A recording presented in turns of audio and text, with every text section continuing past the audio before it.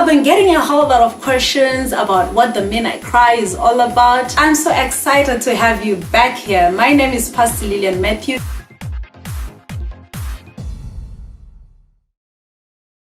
So I've been getting a whole lot of questions about what the midnight cry is all about and what is the importance of the midnight cry. So at midnight, as we know, midnight, it takes us into the new day. So we know now that midnight is a doorway, or it's a gate into the new day.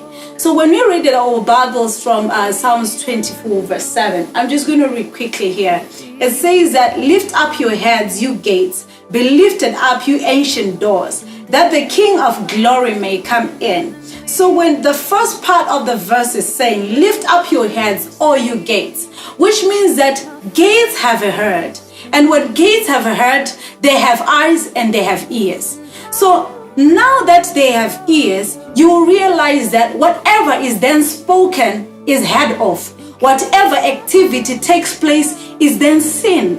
So you will then realize that we need to possess our gates as Christians. You need to possess your gates as an individual. Since the midnight is a doorway into the new day, then it means that whatever I speak at midnight determines what then happens in the new day. Whatever is spoken of, whatever the gates hear, they react to what you then say at midnight.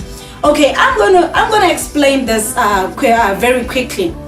I have noticed people that have their lives going on physically. Physically, they are 50 years of age. But when then we check in the spiritual realm, they are 20 years. They are even 10 years. Some are even a year old.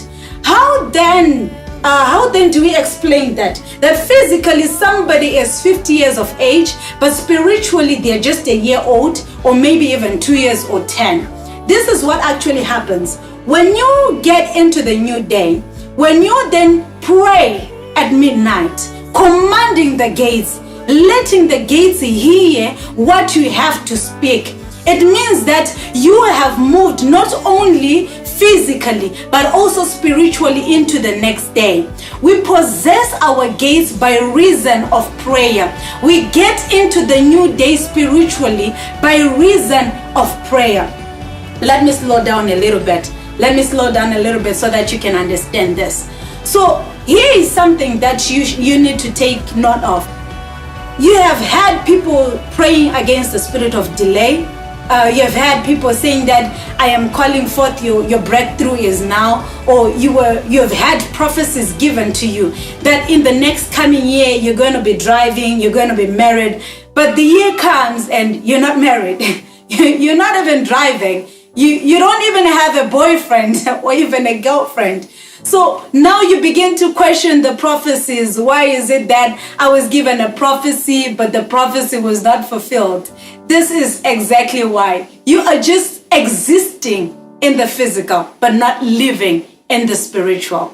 So when the Bible was saying, "Lift up your heads, all ye gates," it's something that we need to really understand, that we really need to take note of, right? We need to possess our gates. We need to speak to those gates. Why? And then somebody might be asking, why are you so talking about the gates? Why are you so talking about the gates, lifting the head of the gates? Like I explained in the beginning, midnight is a doorway into the next day.